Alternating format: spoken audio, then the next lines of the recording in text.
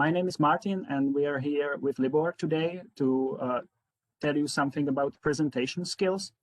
Firstly, I have one question and one very kind request on you. The first question, I think, is obligatory when you're doing some online course. If everybody hears me, you can make some reaction when there's an emoticon. So just put some emoticon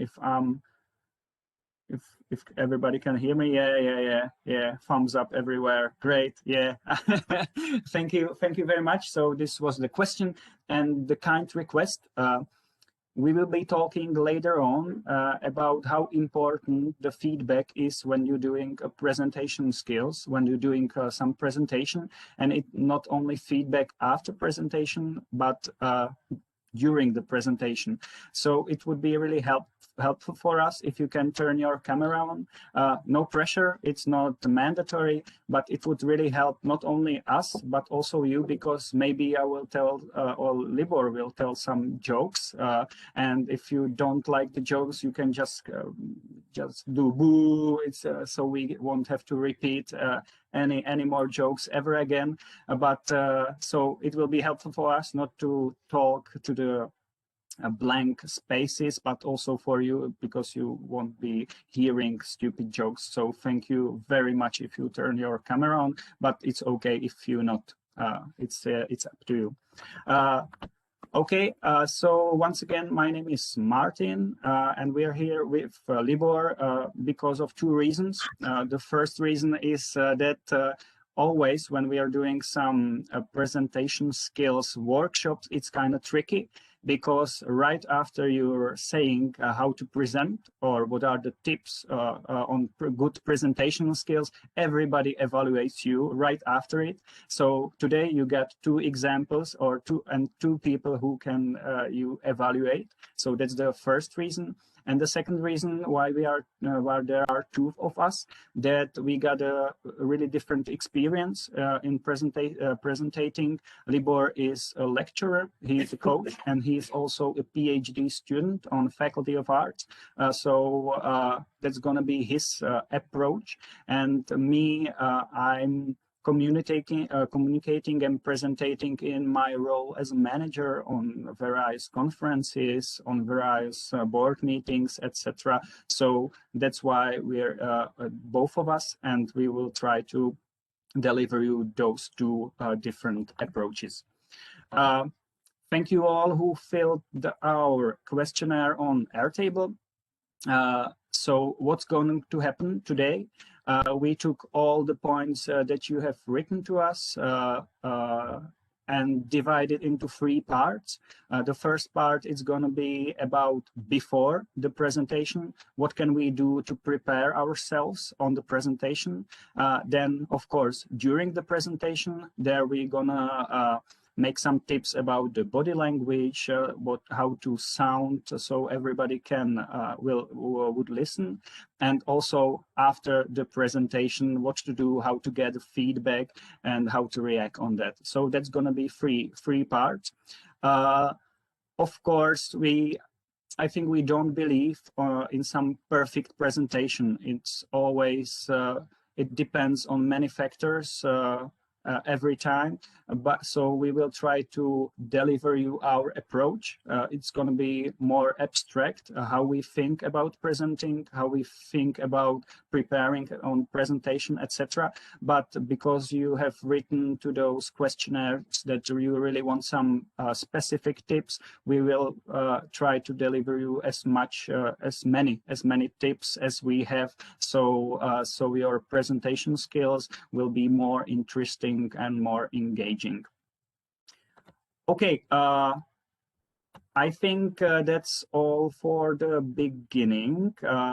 Just from the realization part, we're gonna have, I think, 50 minutes of talking and interacting with you, then 10 minutes break, and then we're gonna have next 45-50 minutes, and of course there will be plenty of time for you to ask us anything you want.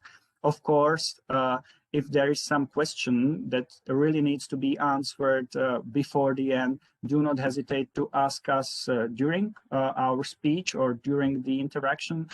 You know how to react, just raise your hand, and we are in 2 people, so I think we can handle and give you a word, so you can ask us anything you want. I think I got everything for the beginning. Now I will ask you if there's anything you would like to ask or say before I leave it out to Libor, and he will take the part before the presentation. Is there any question? Are there any questions?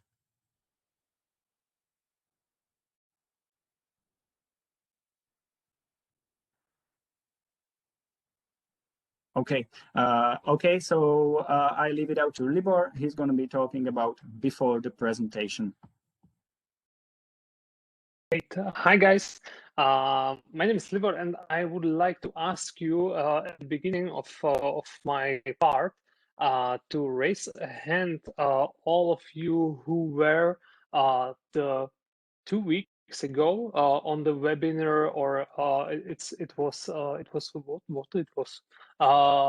webinar about opportunities, investment opportunities, or something like that. And I was talking there about how to pitch. How many of you were there? Please, can you raise the raise hands? Nobody. One. Okay. As in great, nice. I'm really glad. Yeah, and Bažík. I'm really glad because the first part or the preparation of a presentation and of pitching are very similar, and I have the same 3 tips as the 2 weeks ago I had. And I don't want you to hear it for the second time. So it's really great. I can share a presentation. I prepared, right?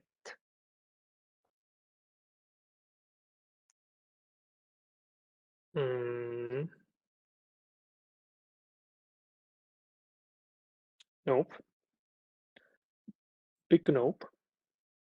Okay. Great. The first topic, preparation, because we are doing sometimes we are doing the mistakes that we think that presentation is only the time you are really presenting. You are standing in front of your audience and you are talking something about your topic, scientific or personal topic. It doesn't matter. And you are preparing your slides and so on. And we are thinking this is the presentation and this is the preparation for your presentation. But the presentation starts many days ago when you are thinking about 3 main steps or main topic. And this is the 3 crucial steps you should think about when you are thinking about presentation and when you are preparing. The first is audience. Audience is always first, and we will talk about why it is so crucial. Your goals of presentation and selection of information. This is 3 crucial topic you need to think about before you start preparing your slides, before you start preparing your presentation, your experiments, and so on and so on. Well, why audience? Or what do you need to know about your audience? You need to know who are they and what they need or what they want. And it's really important because of language you will use and because of information you will choose for your presentation. For example, try to imagine 2 different target group. One target group is pupils or students from high school who are thinking about university in the field of your of your research or field of your study. And the second target group are students of university before their graduation, and they are thinking about, for example, PhD in this field of study. And you have the same topic, your research or your topic or your study. So the topic is the same. The goal can be also the same, to tell them something about your research and so on. But in the first case, you need to use really basic language. You should not be using some specific word for your field and so on. You need to be maybe more entertaining. Oh, yeah, it should be fun. And in the second case, you can use specific words because the target group knows something about your topic and so on. You can be more complex. You can talk more deep maybe in this topic and so on. And the question you or the in this topic the topic you really maybe need to know are these. You want to know how many people will be there in your presentation, because for example, when you have just 5 or 6 people, you can be more in this group. You can do some experiment, for example. You can do some fun, some games with them, and so on. But if if you imagine the hall full of people, 50, 100 people in one room, it's not possible to play the games with them. Maybe in some pairs or something like that. But it's really difficult, and you will choose some frontal method of presentation. For example, who are they? I think it's clear. If there are students or academics or maybe some investors and so on. But sometimes you will have more target groups in one presentation. For example, students, their parents, your supervisors, your colleagues from the field, and so on. And in this case, you really need to decide which of them are your primary target group, and set the presentation just for them, not for everyone. It's not possible to please everyone in the room. You really need to choose just one audience, one target group, which is primary for you. Sometimes it's also important to know their motivation to be there, because sometimes it's not for them to be voluntary there. They have to be there, and the motivation is different when they must to go to some presentation or they want to go to some presentation. So it can be also very, very important for the beginning of your presentation, for again for the method of your presentation, and so on. Which is connected with your target group is what they already know about your topic. I think that we all know the presentations before our colleagues, or in front of our colleagues, sorry, and presentation in front some people who are not so into our field of science. And in both cases, they have different knowledge base, and you need to count on it. And also, what is their attitude to your topic? And it's connected with the next point. Will they support you or boycott your topic? For example, if you want to talk about the oil before some environmental students, for example, or something like that, they will not be happy about your topic, and you need to count on it. and you need to set your presentation by different way, maybe. And the important question for you is, why should they pay attention to your topic or to the topic? And it's a question for you. Why is important your topic for the society, for the people? Because all of us want to be we want to be part of your presentation. We want to be part of your topic, and we need to know why it should be important. Why should we pay attention for you?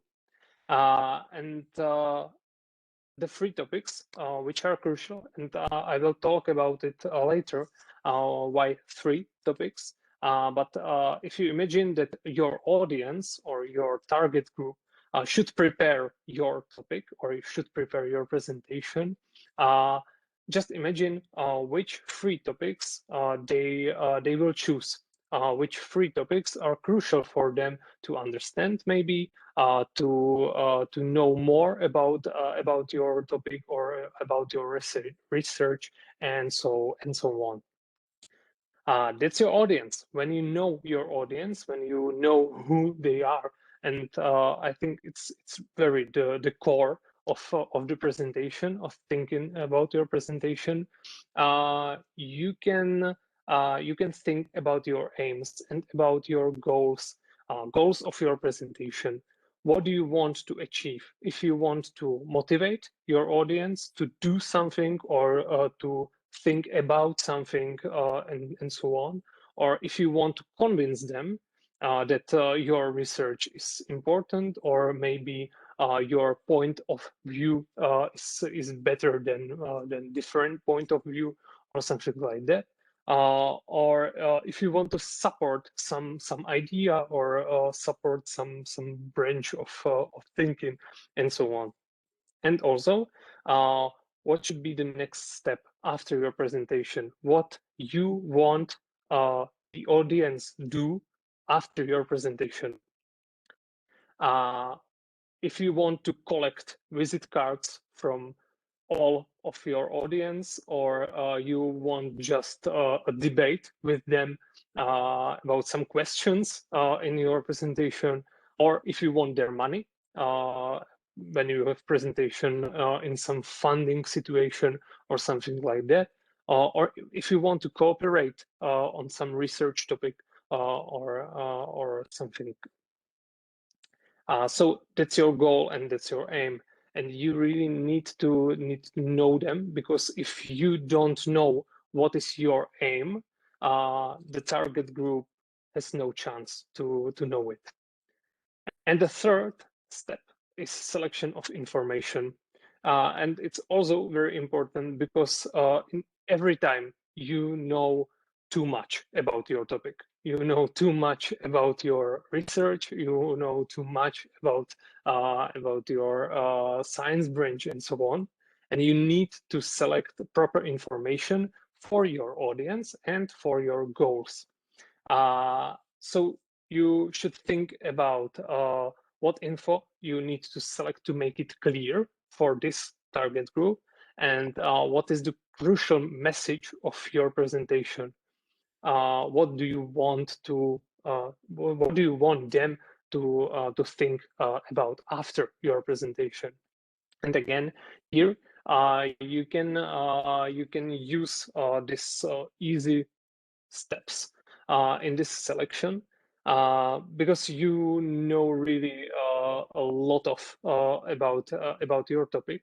So you can sit down and just take a paper and pen, or some document in your computer, and so on, and make your personal brainstorming or brainwriting. Maybe you can use some mind maps and so on when the crucial topic or the topic of presentation are the core of your map, and then you are writing the whole class of your topic, and then you choose the free section. Section 1 is what information you must say your audience and for your goals. That's the crucial, that's the most important topic and information. The second, which information are nice to say. It can be some conceptual topics or some side topics, or maybe anything about the history of your research topic and so on. And the third, and also important, are information you will say in case of you will have plenty of time left, in case of you will have plenty of questions from your audience, or maybe just some interest from your audience, and you will want to tell them something more than you told them in your presentation, and so on. So these 3 steps are really important for thinking before the presentation. Maybe now you are thinking, okay, it's work for 3 days or maybe weeks, but it's not true. It can be really just 5 minutes, or when you go home by bus or by bicycle. And you can think about your presentation.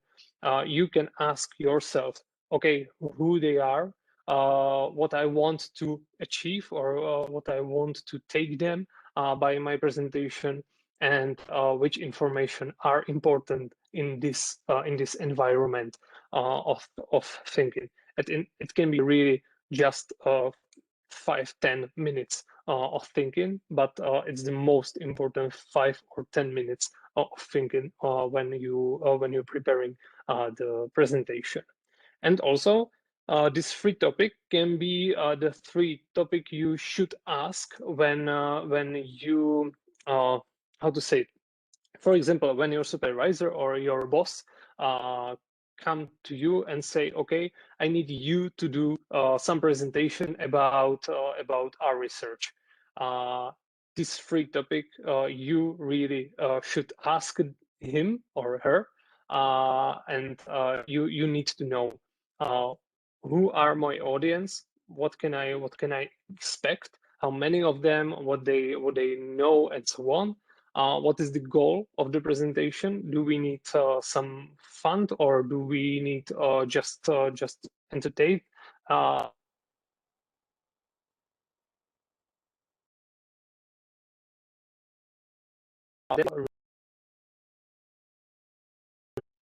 Okay, it's about preparation and 3 steps in this part of presentation. And maybe Martin, now we can we can use some videos. Yes. Firstly, I want to ask you if there are any questions from this part, from the preparation of the presentation.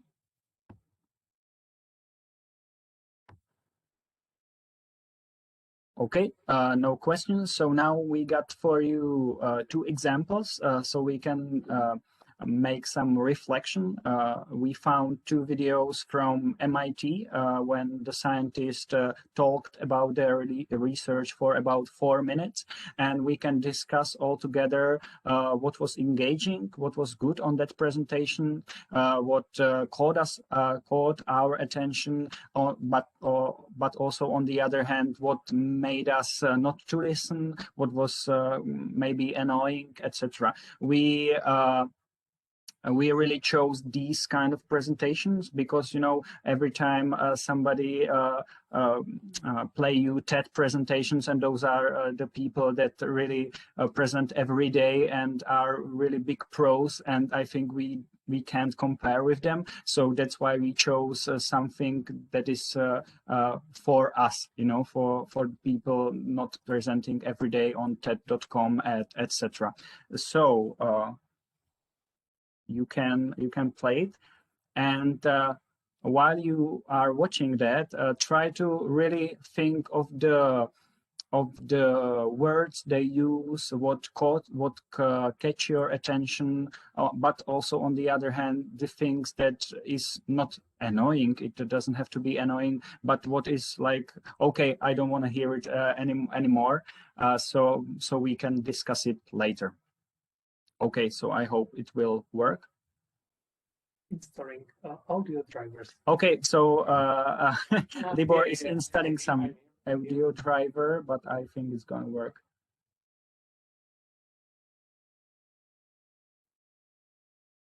It's starting. Great.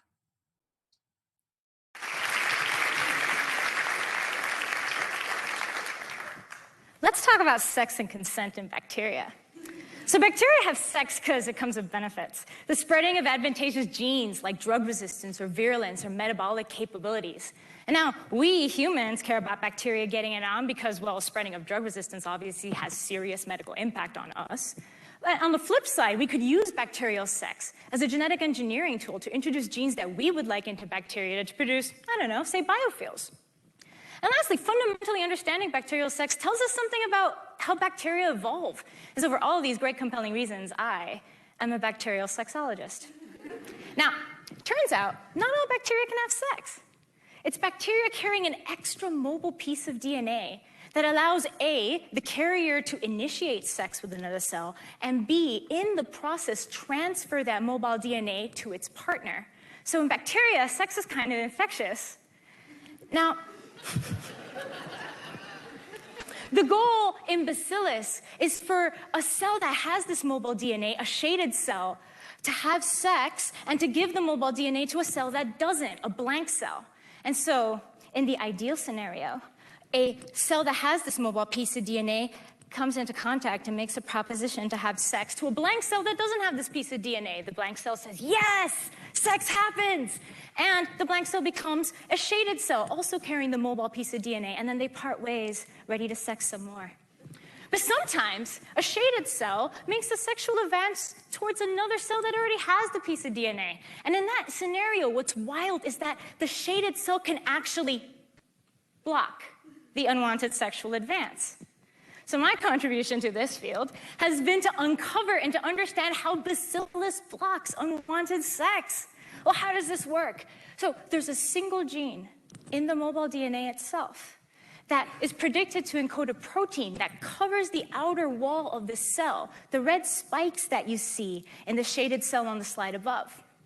The ability of Bacillus to block unwanted sex depends on the presence of these red proteins on the receiving cell. And I know this because you could take a shaded cell and you could take away just the blocking protein, and suddenly it says yes to a sexual advance by a shaded cell when it normally wants to say no, no thank you.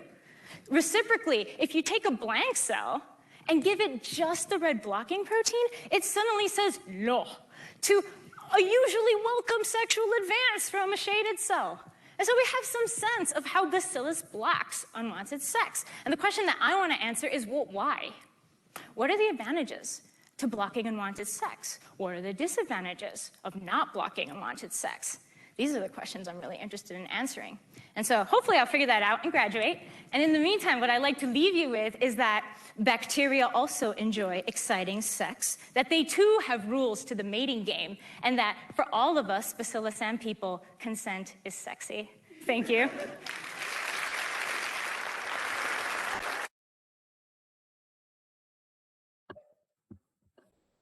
Okay, that was the first video, and now we are going to show you the second one.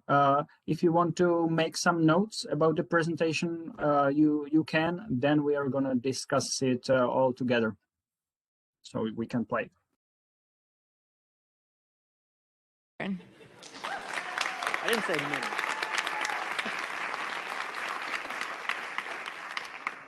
So if there's one thing I've learned in grad school, it's that pretty much everyone in this room has a collective love for one thing: pie. I've been to the Pie Day quite a few times now, and I'm pretty sure I've seen every one of your faces there. Turns out, though, that the reason for this is not what you think. It's because, as biologists, we are all just bakers at heart, working and striving to understand the ultimate pie recipe of nature, the cell. We're getting pretty close. We now know what a lot of the factors are, like ribosomes and tRNAs. We know what they do in the cell, and we know how much each of them are in the different cell pies. What we don't yet have a good understanding of, though, is whether or not the actual amounts of the ingredients or the ratios between them matter when building the ultimate recipe. So in this way, my graduate work is pretty simple. I'm like an inquisitive baker. I just want to know if changing the amounts of a specific ingredient has an effect on the overall product. Specifically, I study the tRNA synthetases in the bacterial recipe.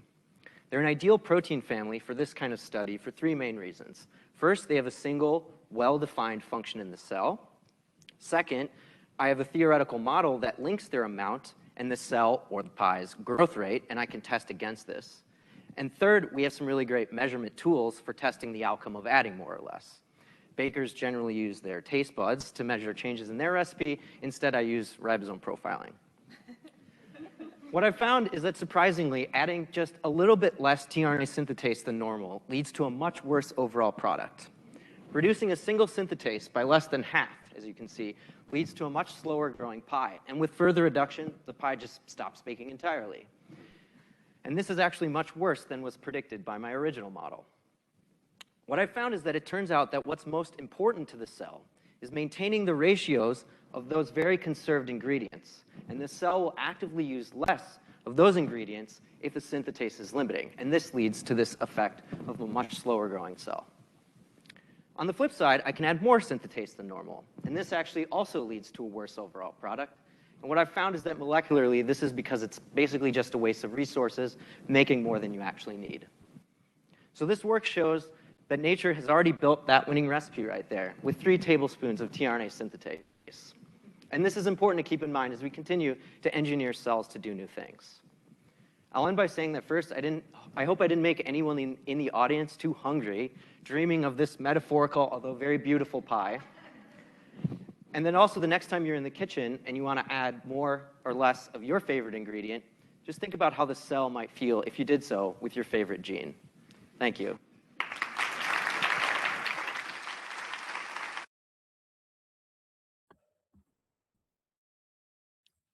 Okay, those were the 2 videos of scientists presenting their research. And I would like to ask you what was interesting for you, what got your attention, or on the other hand, what was not so interesting and what made you not listen? The word is yours.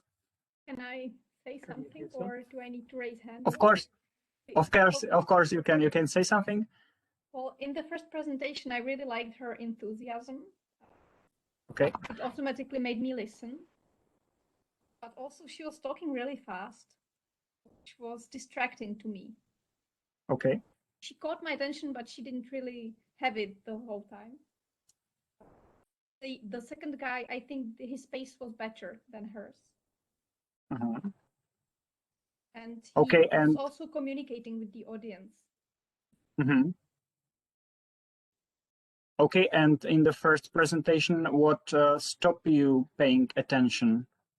Her pace? Yeah, it was her pace, and somehow she was walking a lot. I don't know, too wild for me. Okay, Maybe okay. that's just my preference. Okay, thank you very much for the point. What about others?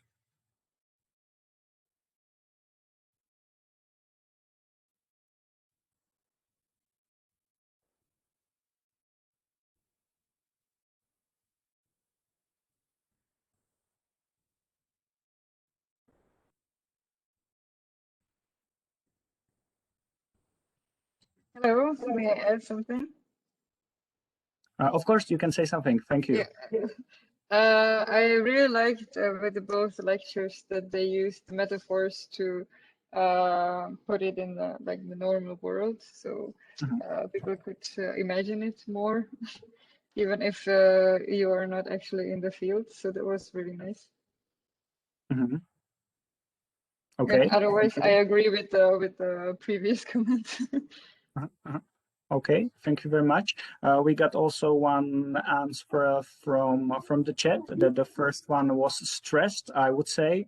I couldn't catch that much. I like the second one, especially the introduction caught my attention. Okay, thank you, Azin. I would How about? I would also like to note that I really like their body language. That they Okay. And that they sort of interacted with the audience, that they used that I've seen every one of your faces, that he established a connection between himself and the audience, that he wasn't just talking to a blank wall metaphorically. Okay, thank you very much. Are there any more points from the presentation?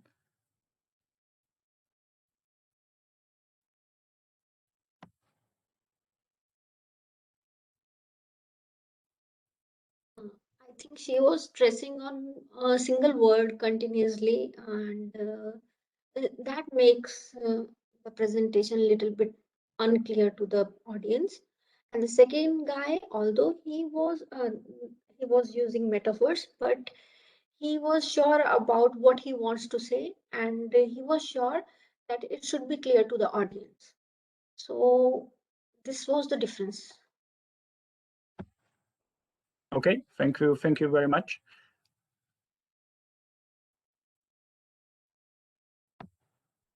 Okay, is there anybody else who would like to say something? Because I think the reflecting part is always important, and you can understand more what are the things that people like about presenting, and you can see that you don't have to be the TED presenter and doing all the tips that everybody uses just to be listened to.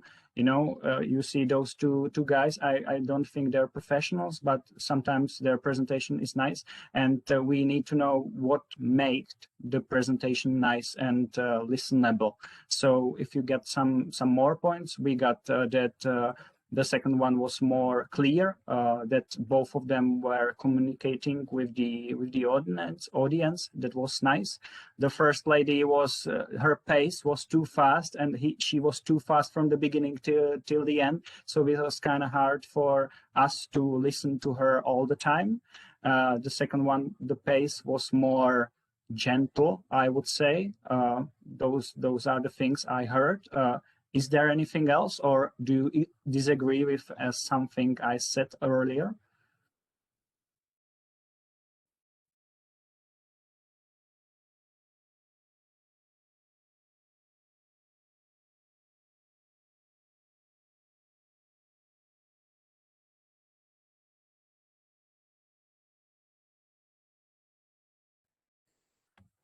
Okay. Azin has a thumbs up, but I'm not sure what that means, that it's okay, or do you want to add something?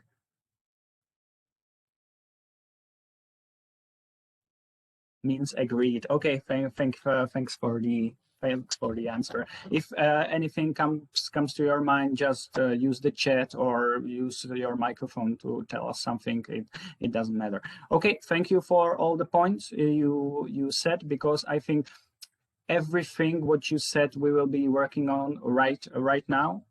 That's one of other parts what Libor is having their attention now. He's with the dog, but I think the dog will come away. But so I will leave it out to Libor, and he's gonna do the during the presentation part, and we're gonna discuss whether to have presentation, whether to have slides, how to prepare the presentation, etc. If you have any questions, of course, you can ask, and we will try to answer.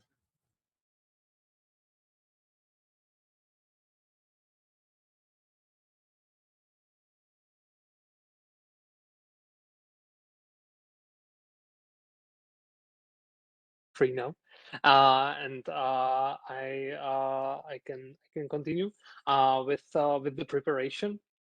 And when I looked to the Airtable, what you wrote there about what you want to know today, a lot of you wrote something about slides, how to prepare slides, and about this technical stuff from the presentation. If there are some rules or any rules, and so on. So I will try to share the presentation, and maybe today it seems like a presentation circus, because the first presentation was in Google Slides. The second presentation will be in Mentimeter, but it's maybe. Yeah, I know I'm sharing. Great, thank you. No.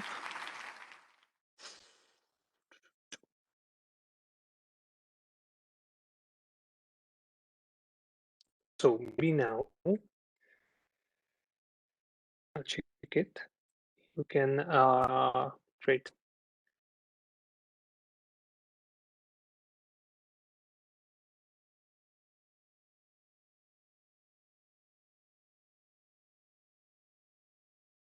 Nice.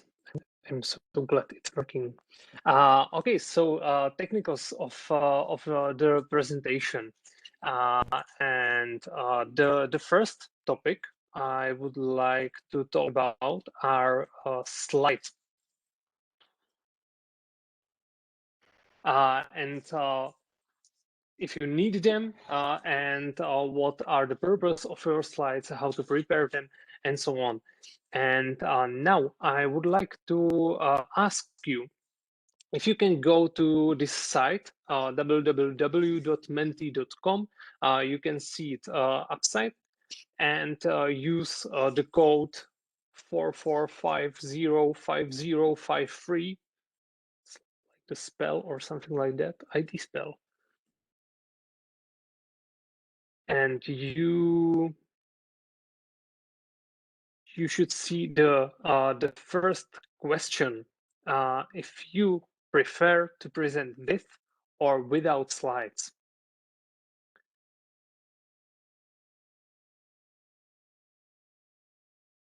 So please choose if slides are gold or slides are setbacks for you. We have just one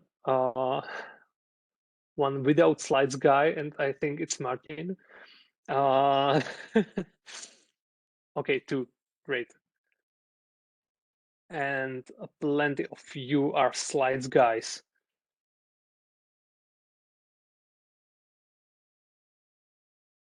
Yeah.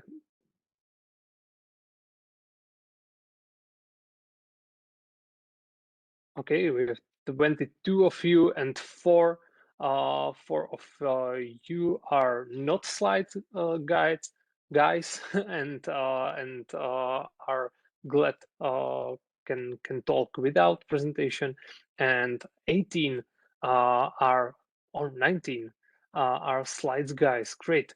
I think slides can be really helpful for you and for audience, but again, we need to know how to use them and if to use them. Great. The first question, if you really need them, because I think that's something like, I don't know if it is it's the word existing in English, usus. The rule maybe that when you have presentation you need slide, but maybe you can saw it in the two movies we have seen, that both of them had just one slide for whole presentation. Not big presentation, not many slides, not many pictures, not a lot of words and text and so on. Just one slide, and it's possible. And maybe sometimes or someone from us are more speakers than presenters, and maybe someone wanted to be in the core of his or her presentation, not the slides. And in this case, we need to know the purpose of our slides. And the purpose depends on your goal of the presentation. So how to use them? You can use presentation or slide just like a keyword. Just like, okay, I want you to give attention to this specific keywords, and these keywords are important, and so on.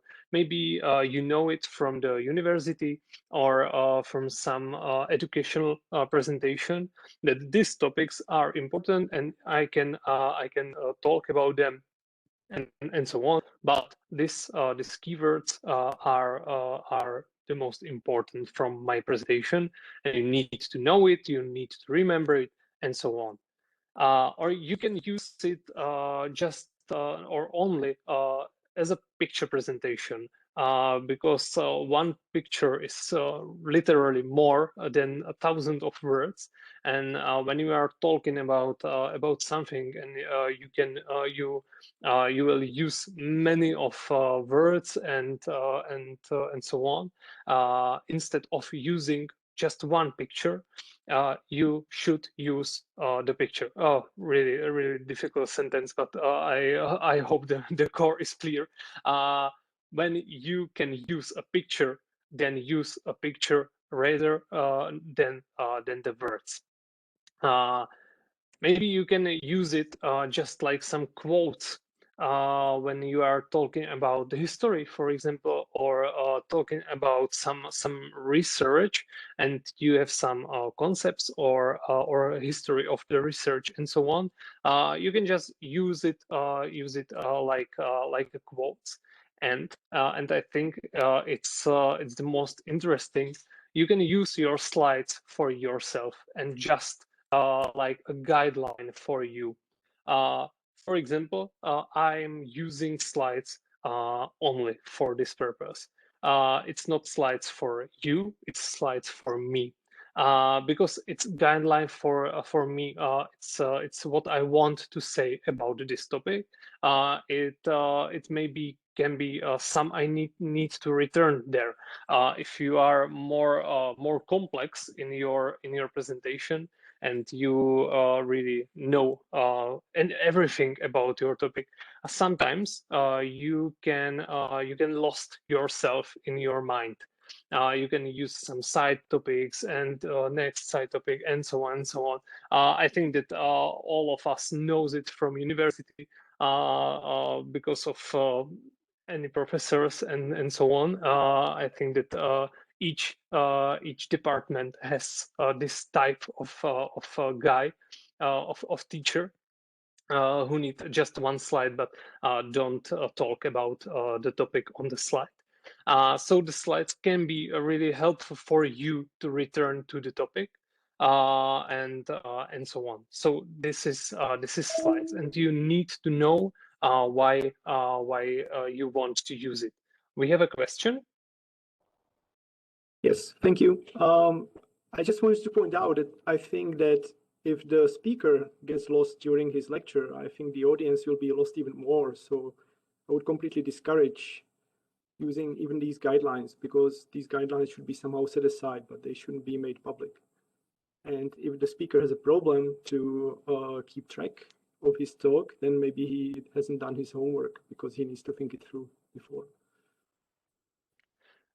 Yeah, thank you for this point.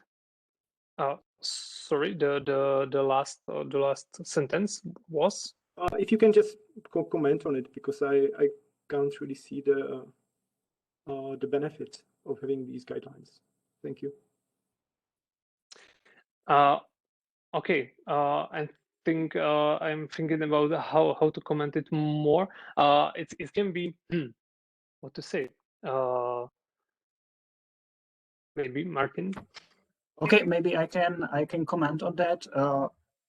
Because sometimes when you're doing a presentation, of course, you can do your homework and prepare yourself as much as possible. But sometimes you don't keep like you're nervous. You you got caught in the middle. And if you're doing this research, I think we can go back to beginning that you really know too much. And I think you all are enthusiastic researchers who love their research. And sometimes you can get caught up in your own thoughts.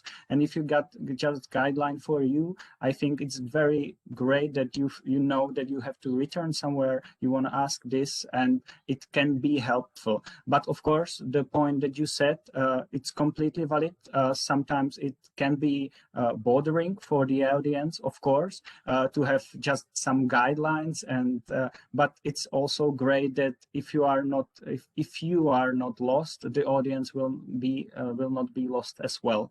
I don't think I'm not sure if I answered you, but this is the way I approach the presentation. Okay, thank you, Wojciech, for the reaction. Okay, you can. And I'm thinking about it can be more comfortable for the speaker not to have some paper in your hand, but to have just a presentation and just the slides, the same slides your audience have. That's one more benefit of this.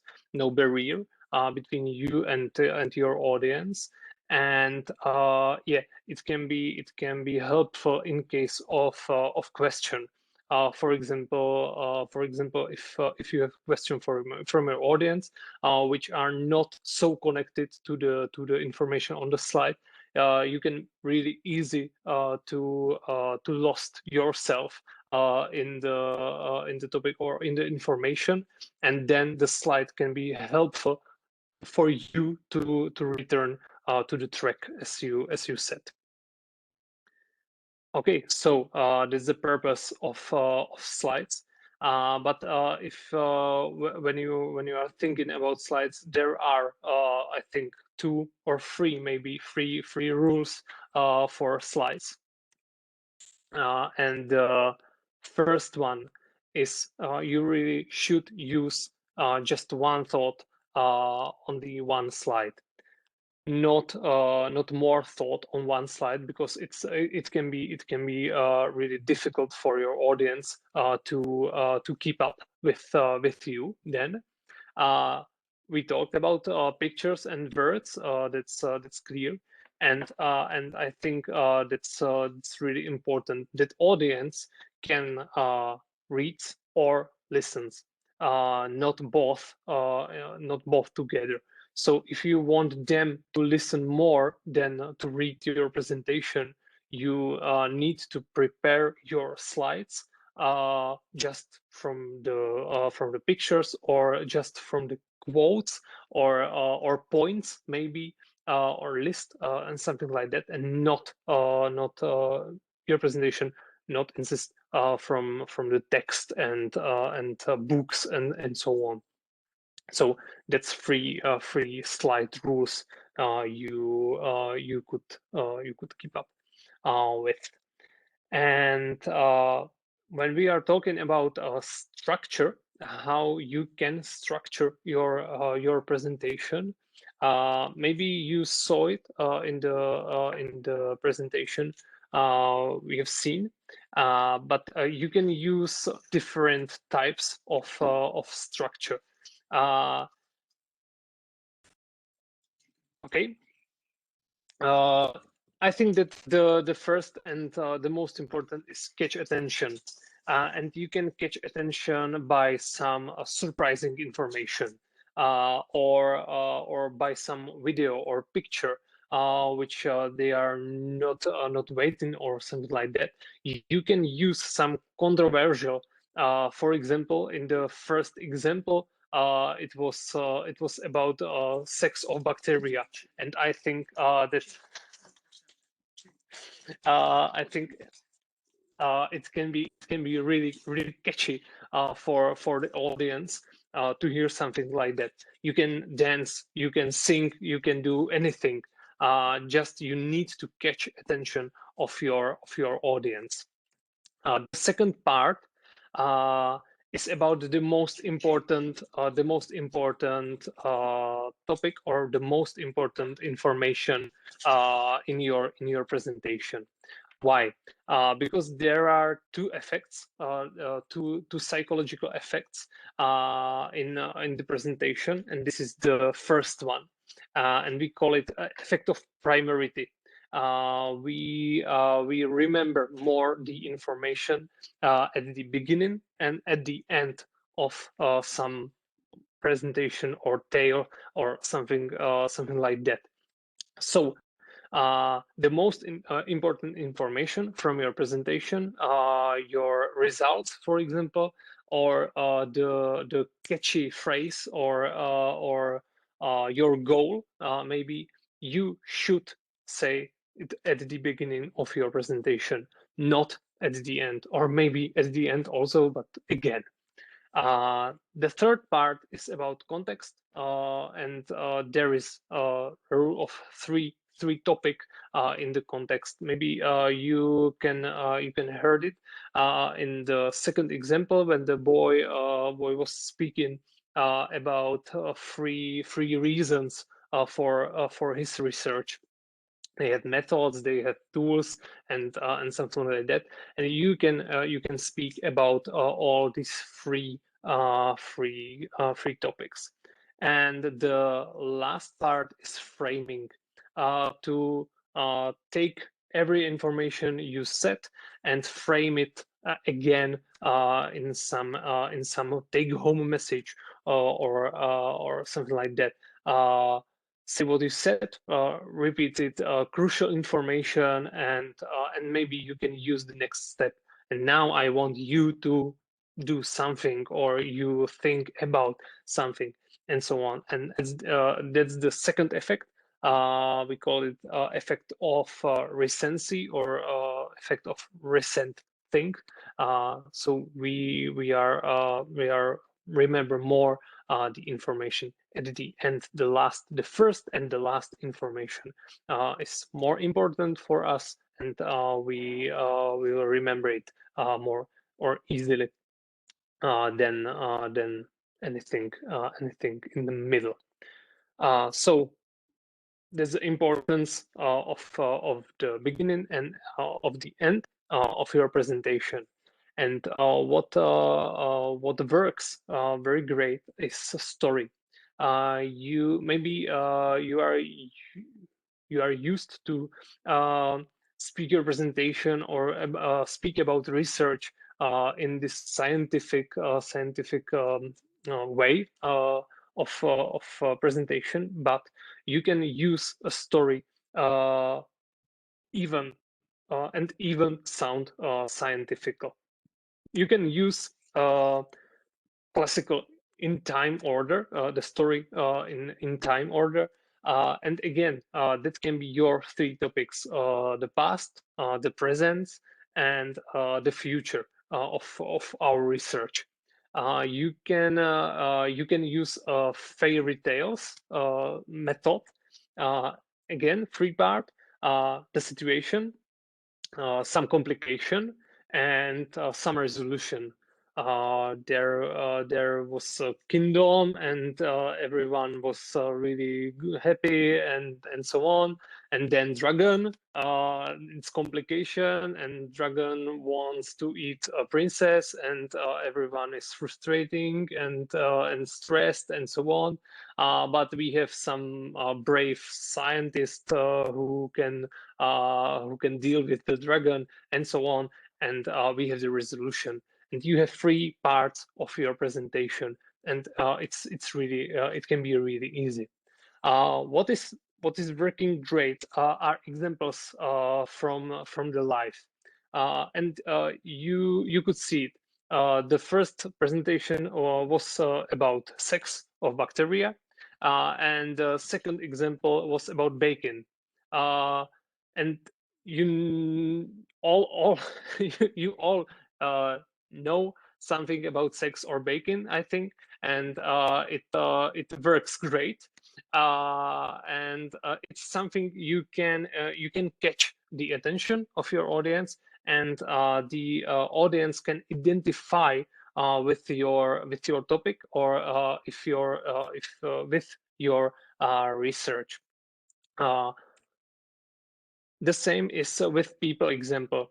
You can use example of some guy who are not exist, but you can show your research and or the issue you are dealing with on some example of a specific guy or a specific woman. And again, it's easier for your audience to identify with your topic and to maybe understand the importance of your topic and of your research. And the last story you can or you should tell is your story, your personal story. Why are you dealing with this topic? Why are you doing this research, and so on? What was your past? What is your history? What's behind your topic, and so on. So these are 5 methods or 5 possibilities you can use in your presentation, and it can not be only just about some context and method and results and so on. It can be really like a story. It can be really like a fairy tale of your research, or fairy tale of some guy and dragons and 6 of bacteria and baking a pie and so on. And it can work really great. And I have the second question for you now. From these 5 structures, which is best for you? If you can choose, or if you have to choose the most, how to say it, comfortable structure or method from these 5, and you should make some order, maybe. What is your structure?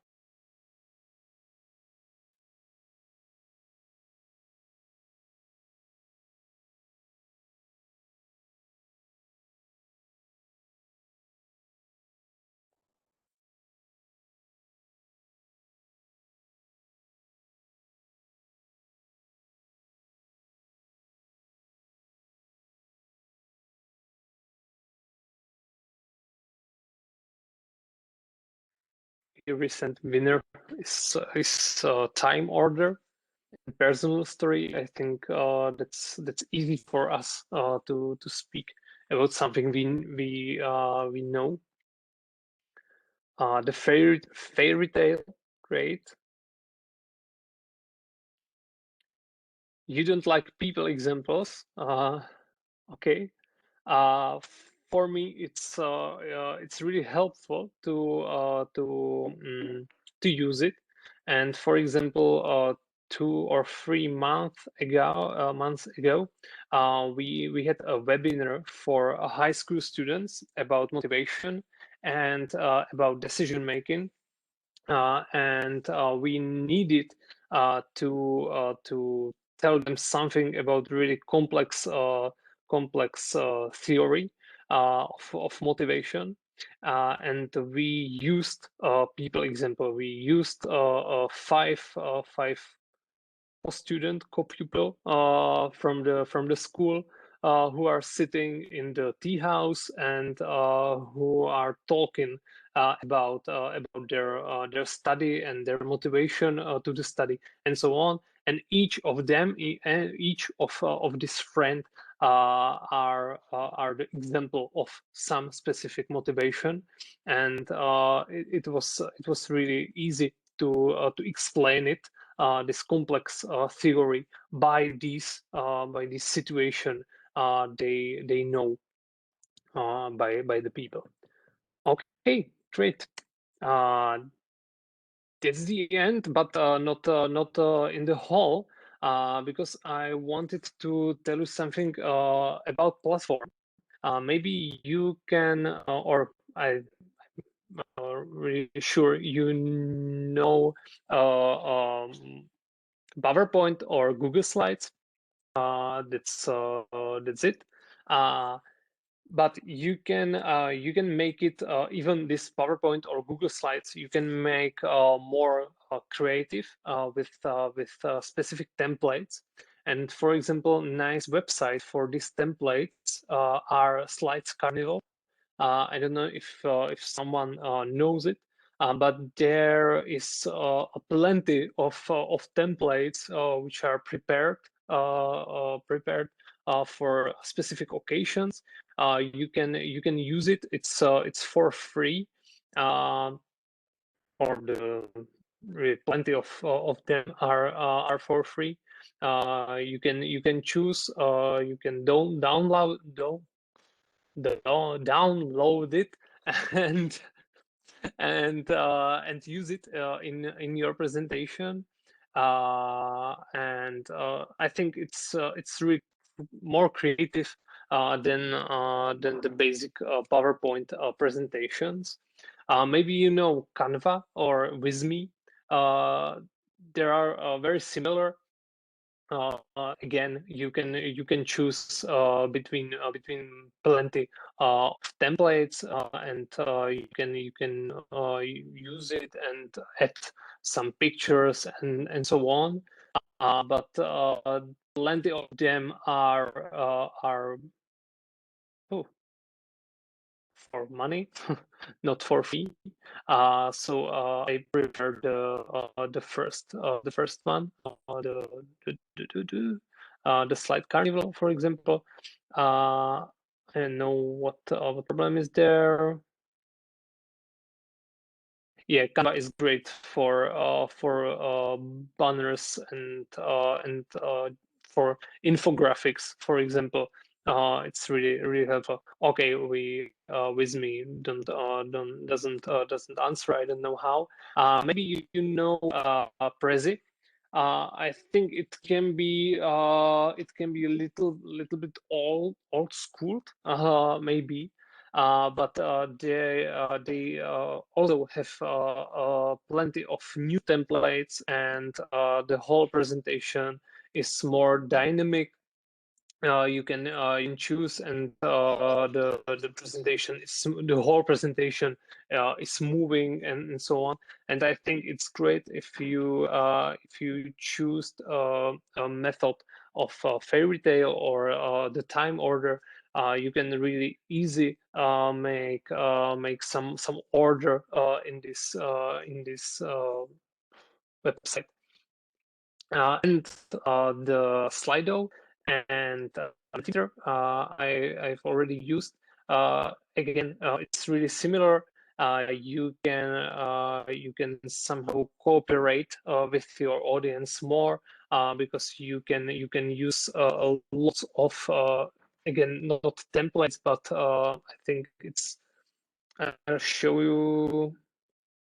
Yeah, you can use question types if it's ranking, Q&A, word clouds. It look very great. You can use content slides and so on. You can even make some forms and competitions in this websites and so on. So that's different, or another platform you can use for your presentation. And how to say it? PowerPoint is not only tool you can use for your presentation. Okay, do you have any questions to this part of preparation, to the slides, or maybe structures of your presentation? How to structure it? What method you can use, or what platform you can use?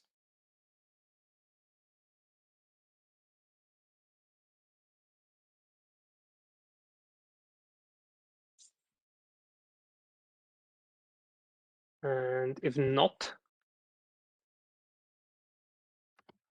Okay, I have just one point from this part about whether to have or not have a presentation. As Libor said, and I think it really works, that people can either hear or read. It's very hard to do both, but I think it's really okay for us that the presentation is just like the defense system.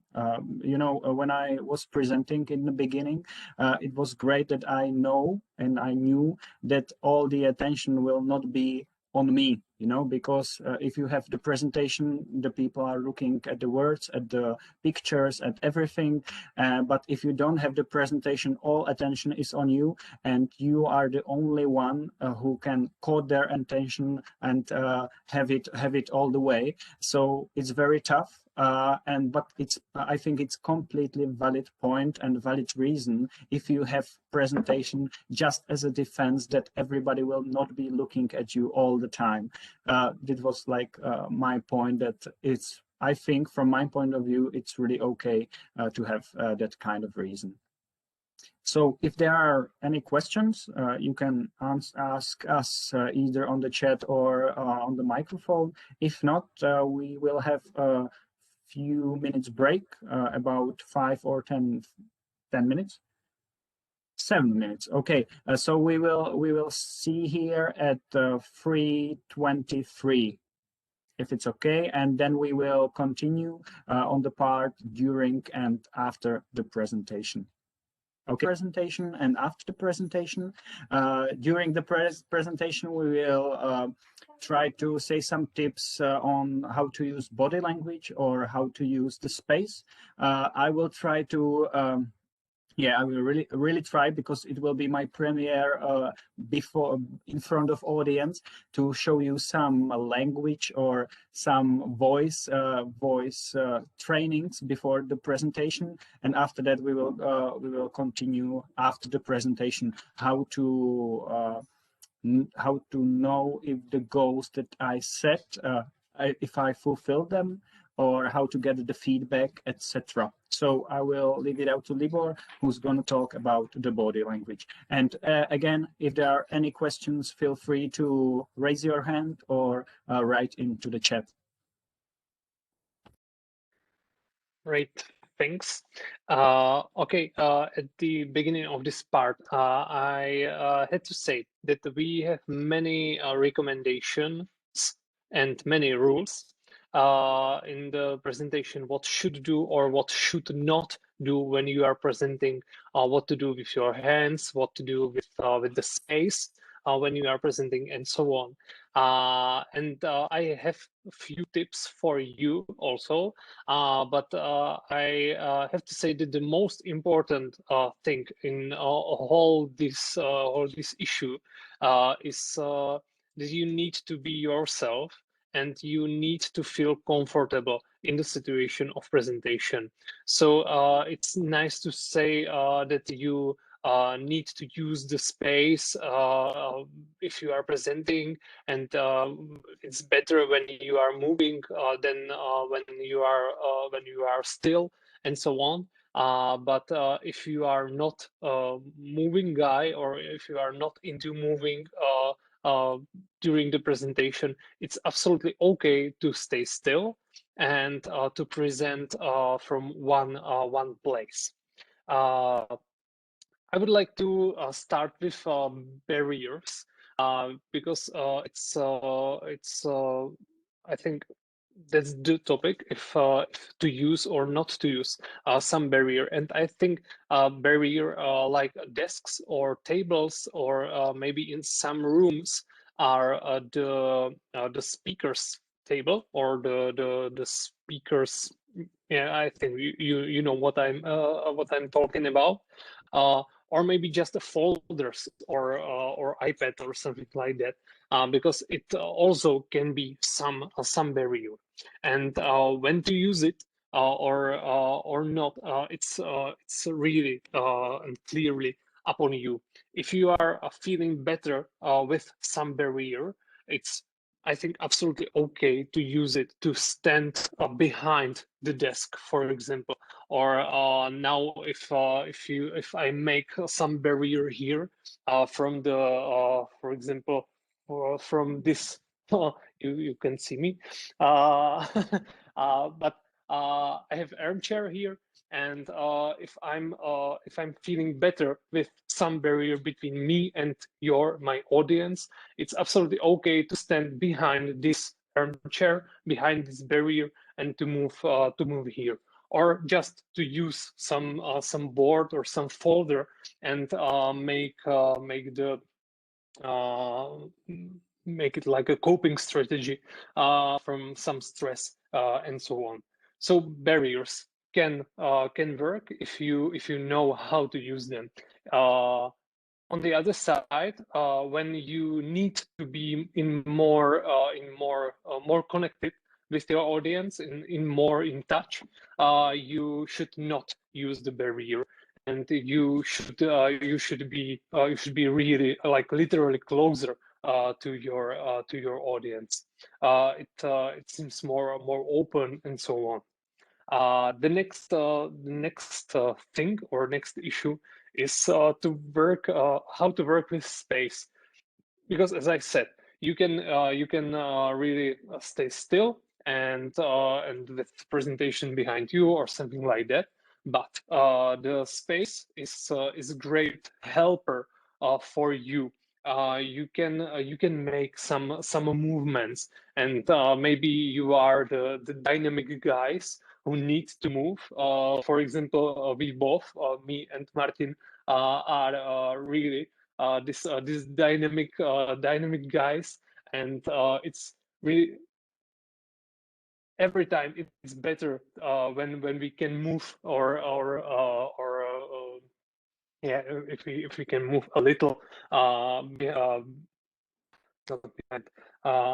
when we are presenting or when we are speaking. And you can use it as illustration for your story.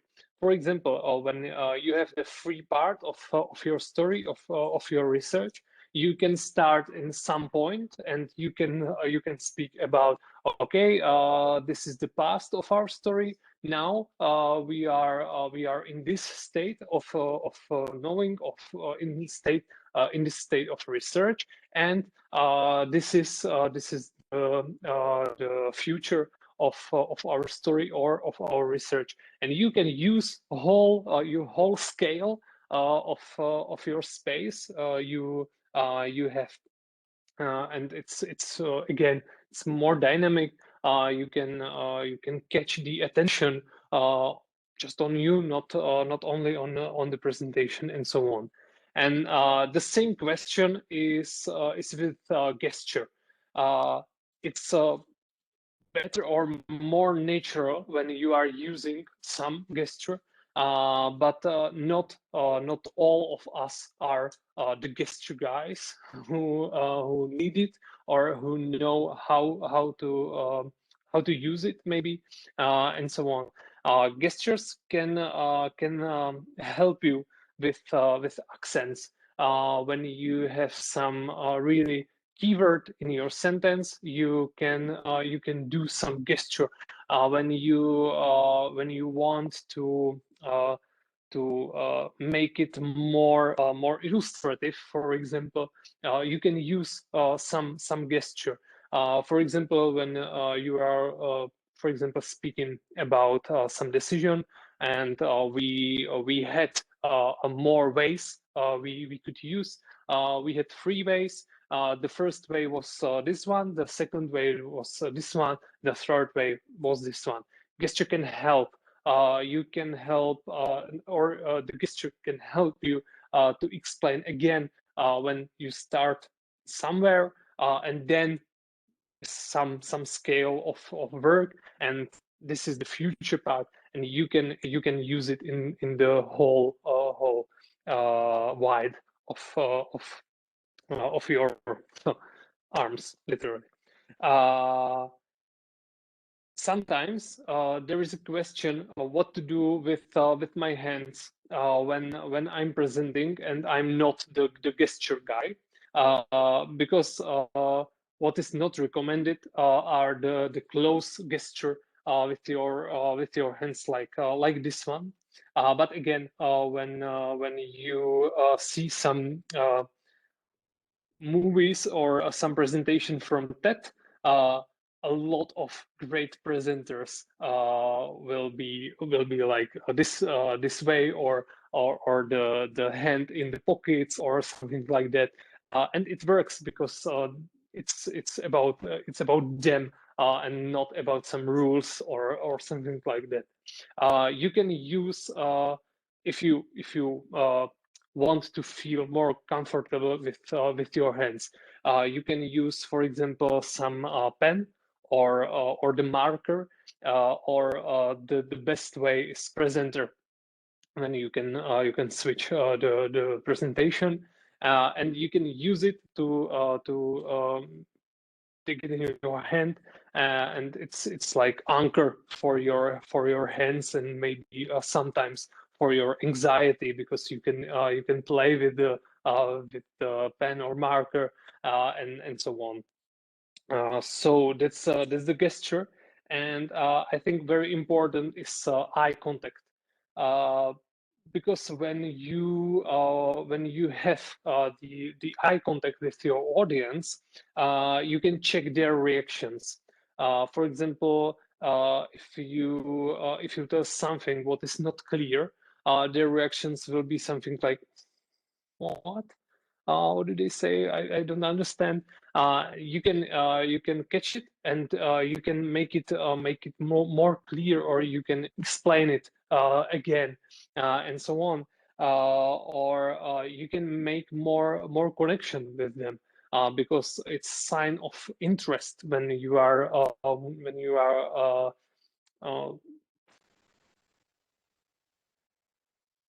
making or setting the eye contact with your audience.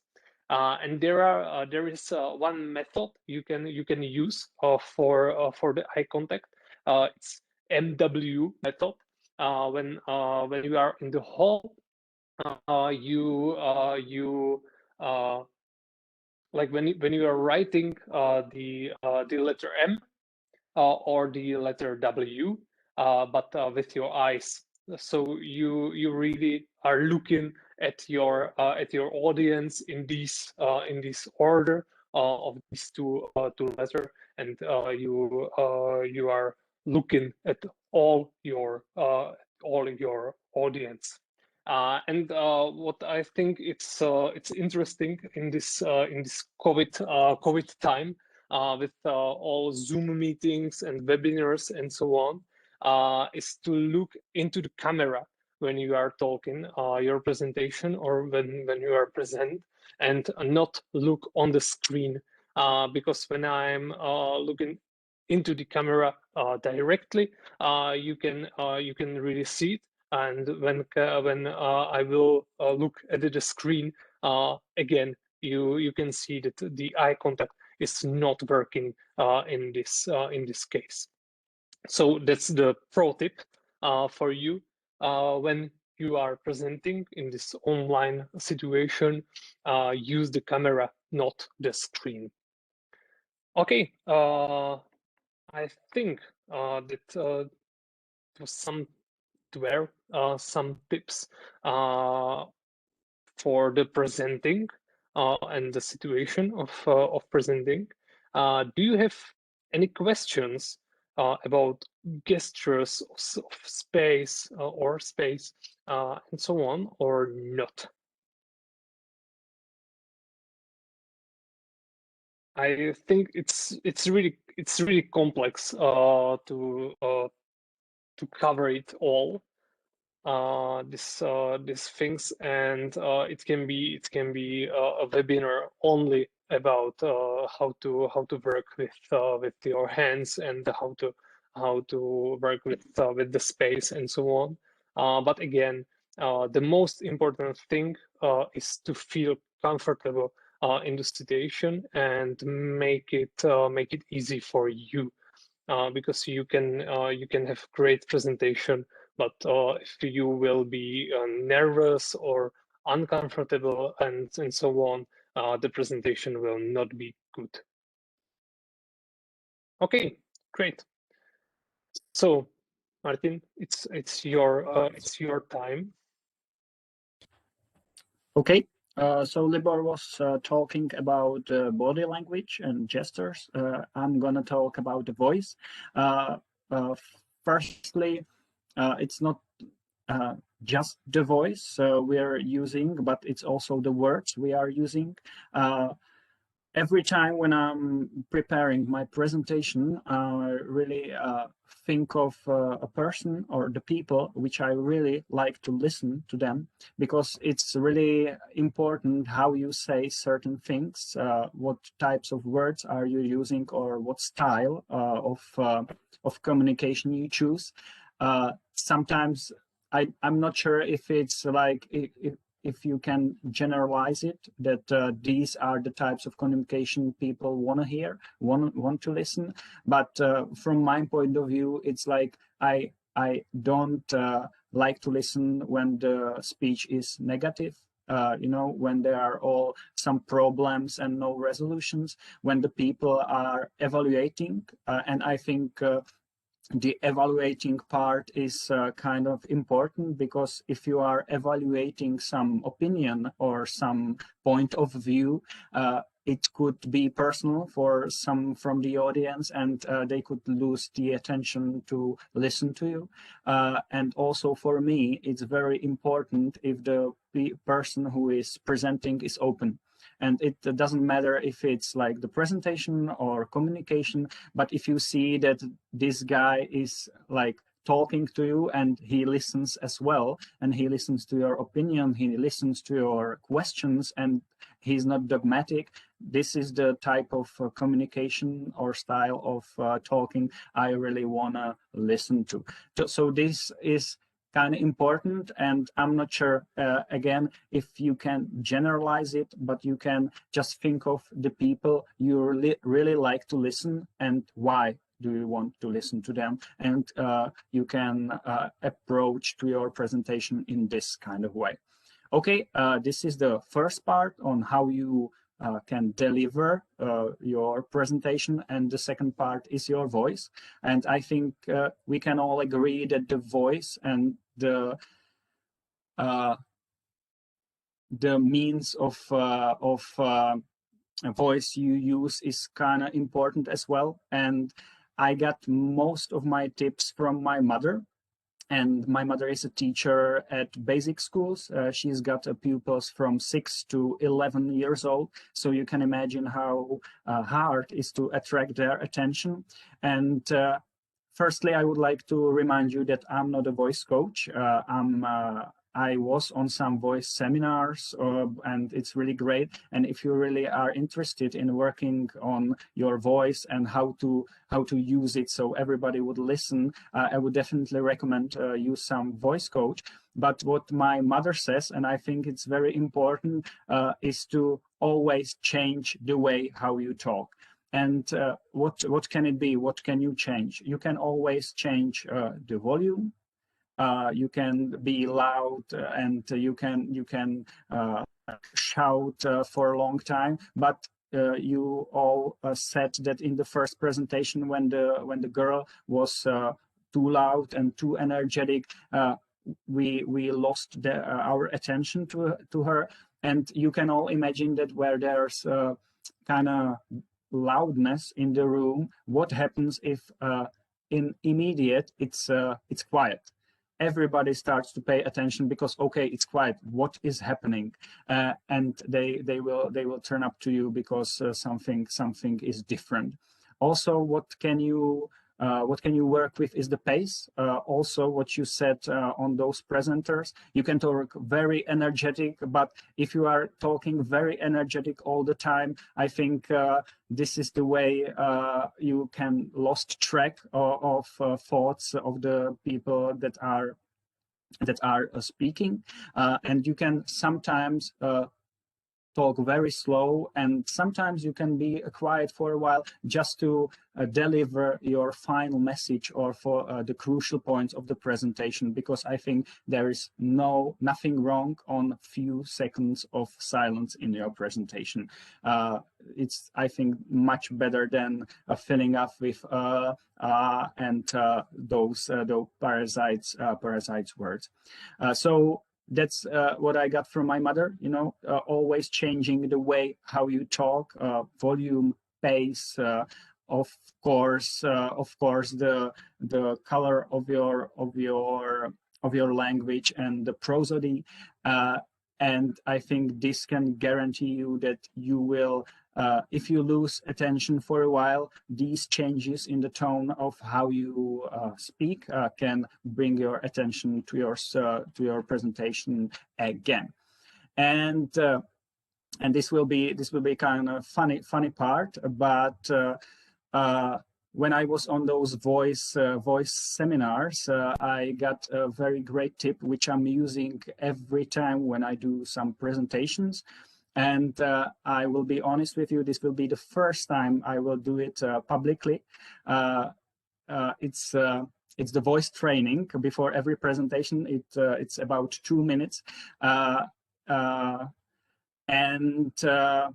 Sometimes it's very hard to find a place before the presentation where you can train, but I think it's always possible. It never happened to me that I had a microphone on and my training from the toilet or from the hall was on when I was talking. It never happened. I'm sure it will happen, but I think the metaphor from the sports that if you are to play some match, or if you have some important training, you have to have some warm-up. And if you are doing a presentation, it's very hard for your voice, for your lips, for your tongue to be prepared for the presentations and to deliver it in a way people would understand, that you articulate well, and they want really to listen. So I got six exercises for you. I will stand up. We will just make the room so you see me. If you would like to do it with me, I would be happy. I don't see you, I don't hear you, so you can try it as well. Okay. I hope everybody hears me. Great. So the first thing you want to do is to have a few deep breaths, in through the nose, out through the mouth, like deep breath.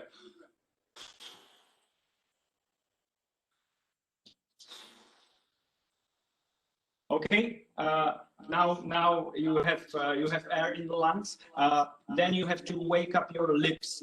And how can you do it?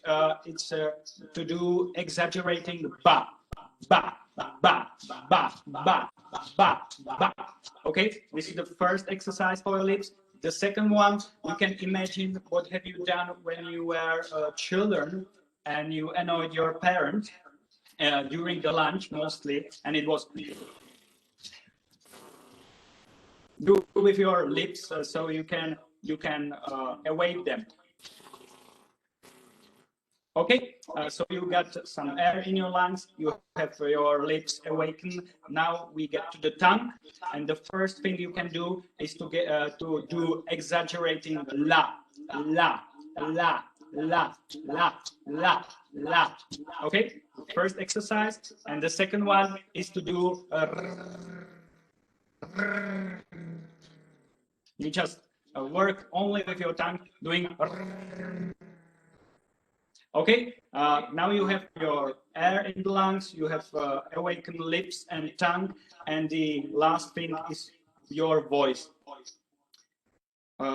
You can do it's. I think it's the voice coaches say that this is the most important part when you go from the lowest point to the highest point, and it can sound like this.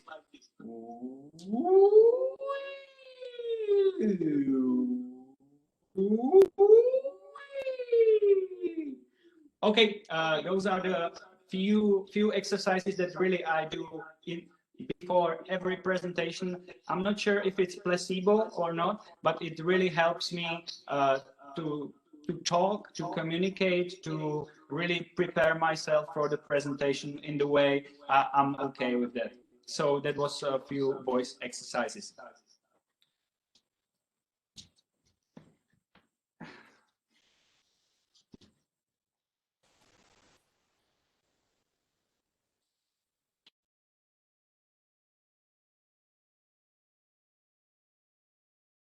Okay.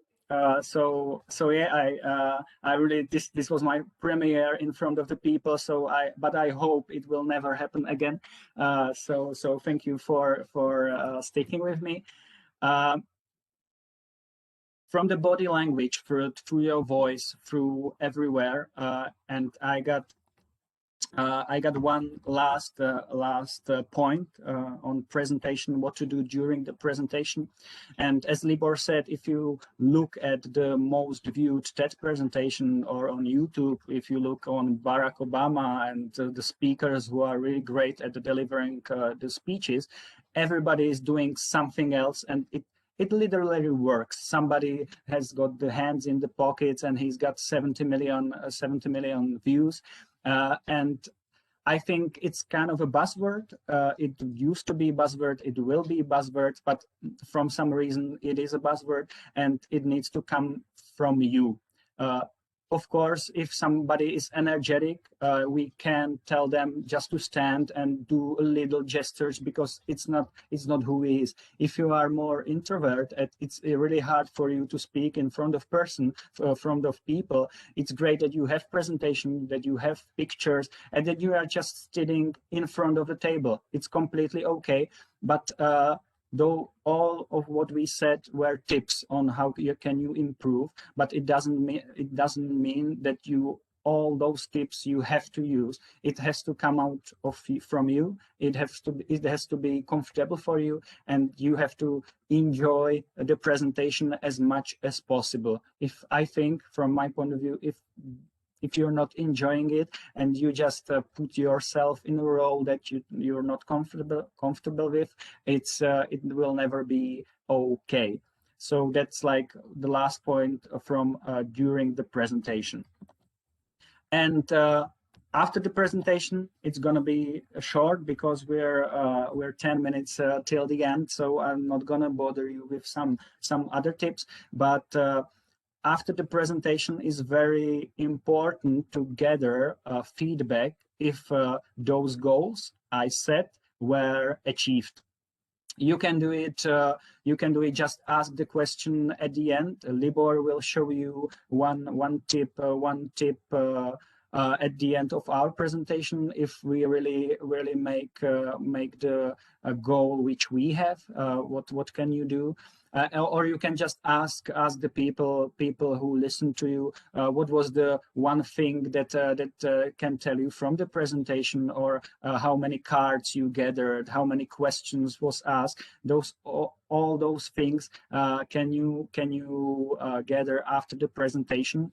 But I would say that do not be hard on yourself, because I think presentation skills are skills that you have to improve step by step.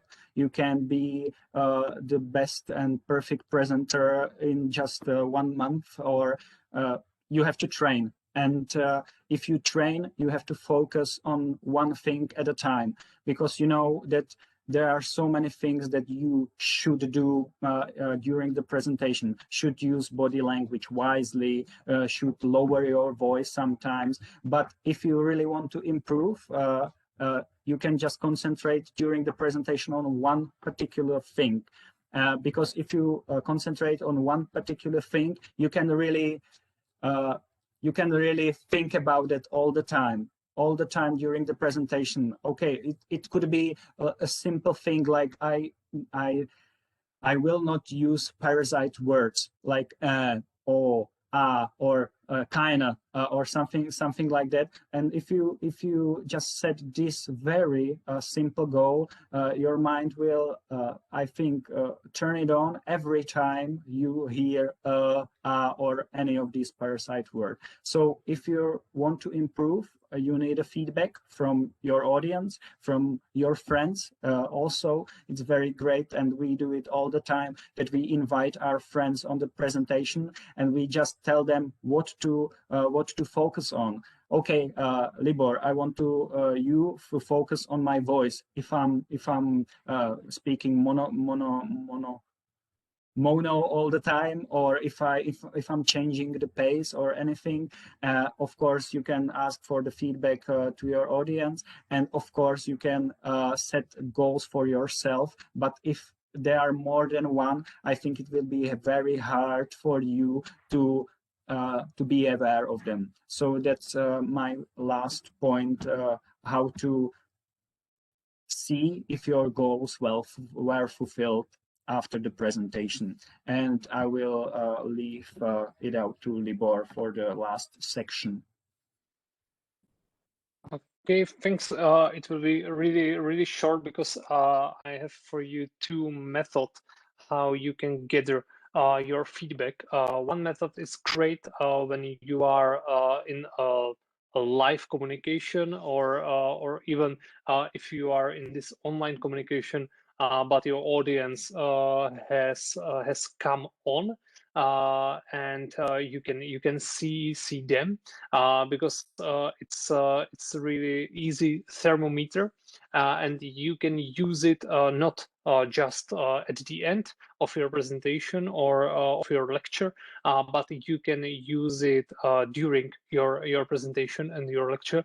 For example, if you have more topics you can cover, and you need to know what topic is the most important for your audience, you can really easily ask them to use this thermometer.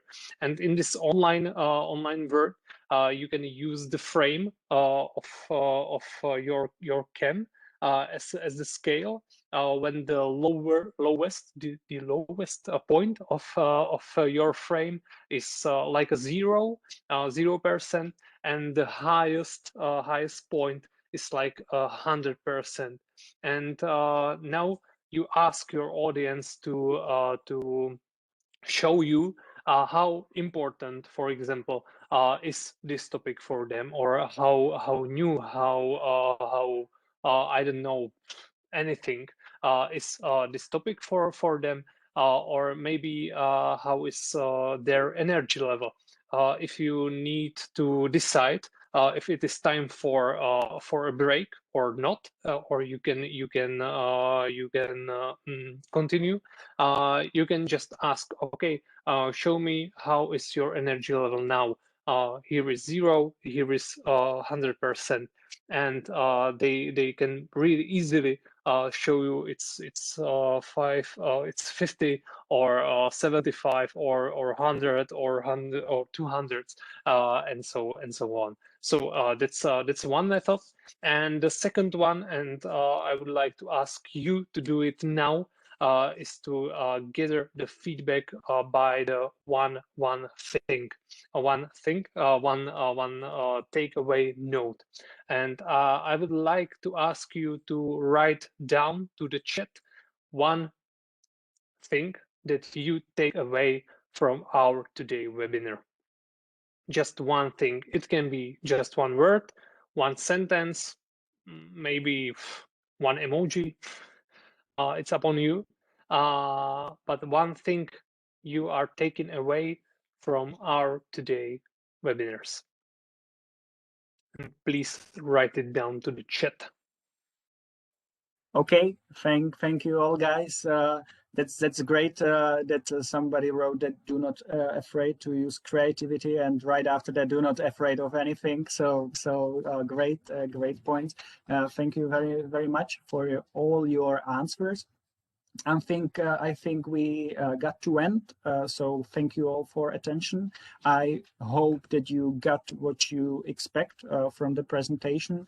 We'll be here 10 more minutes. So if you have any questions, feel free to ask us on the chat, or you can use your microphone. From our point of view, it was quite challenging as well, because as I said in the beginning, teaching presentation skills is always tricky, because everybody evaluates you right after you say some tips. And even though if you're doing it in English, because this is our premiere to do a presentation skills in English, and you know, it's hard. I'm not sure if you got that feeling that in your own language, in your native language, you are sometimes this wise and clever guy. But if you are talking in other language, you're not. You're just like somebody who tells things, and it doesn't sound so clever. This is just our feeling. I'm not sure if you have the same. So I hope those were not the points which you got from today. That it was helpful, and that your presentations regarding the research will be interesting, so everybody would like to listen. Thank you one more time very much for all the attention, and as I said, we will be here 10 more minutes, so if you have anything, feel free to ask. Thank you. Definitely. It was very informative, and I wouldn't be able to tell that it was your first time presenting in English. It was very well, and I can see that a lot of preparation went into it. So thank you. Thank you. And I will just leave room for questions now.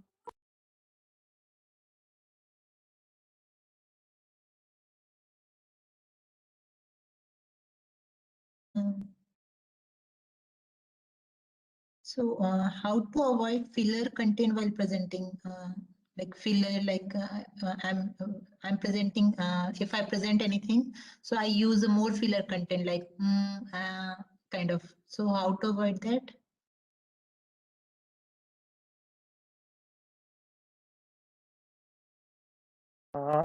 I'm not sure if I understood well, but are you asking what to do with this parasites, birds, Yeah. or not birds, but maybe Yeah, exactly. what? Yeah. I think this is the same as Martin said.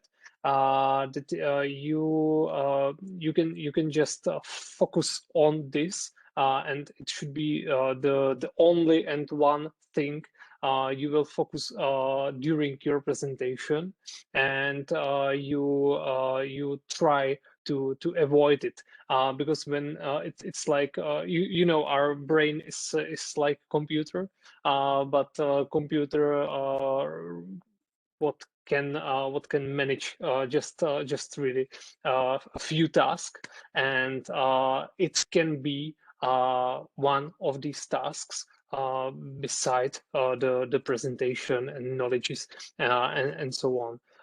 And I think there is just one way, and it's trying it and focusing directly on these situations, or on these parasites in your presentation.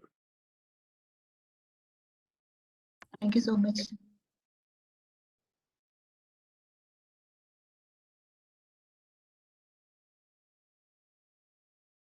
But the message was that you need to know what are the parasite words you are using, so you can tell your friend about it, or your friend to hear you, and then you can get rid of those words which you are using. Or you can record yourself.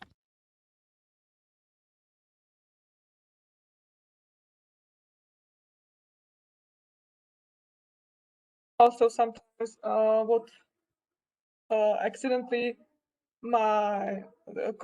just an example from real life.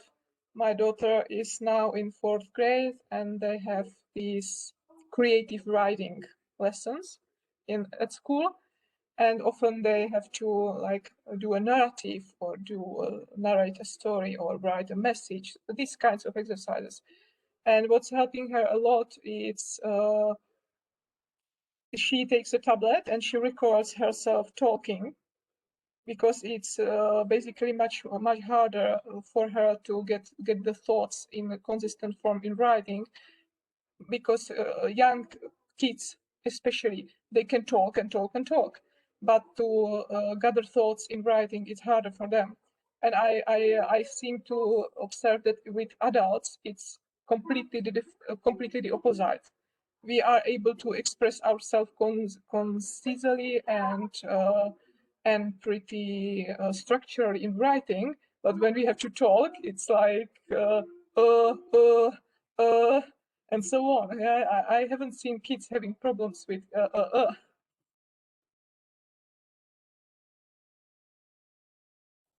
Okay, thank you for the point, Virginia.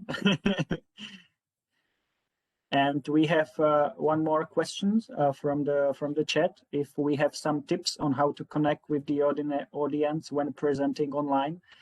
Oh, that's a tough one. But I think from my point of view, make it as much interactive or as much variable as possible. I'm not sure if today it worked, but we try to do some brainstorming. We try to put on some videos. We try to do Mentimeter. And when you're changing the set all the time, we think that maybe it will help the people to react or be online with you. But you know, it's different when you have 20 people in the room. It's different when you have 50 people.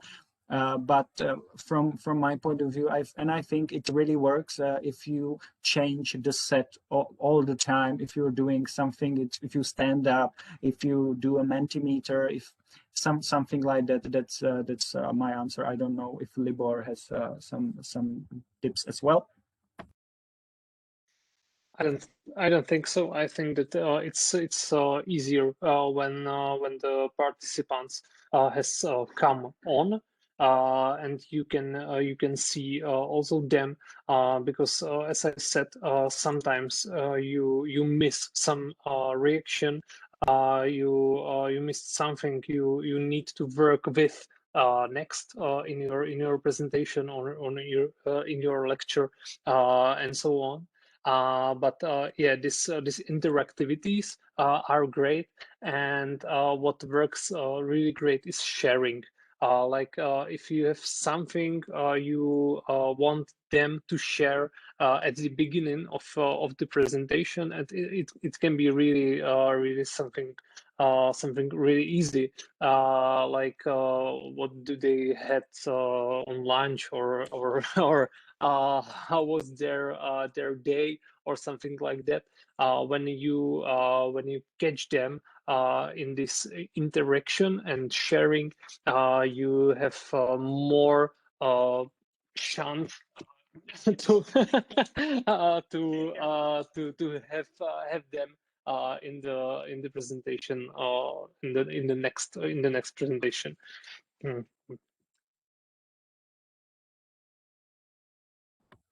I hope we answered your questions also with the dog.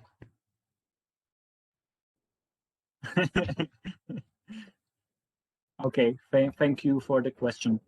I don't think that we have any more questions. So thank you all who stick till this end, 20 minutes after the presentation. Thank you very much for your attention, and I hope we will see on some other seminar, hopefully live face to face. So thank you very much once again, and take care. Have a nice weekend. Bye. Bye bye. Bye bye. Thank you. Thank you, Virginia, for organizing.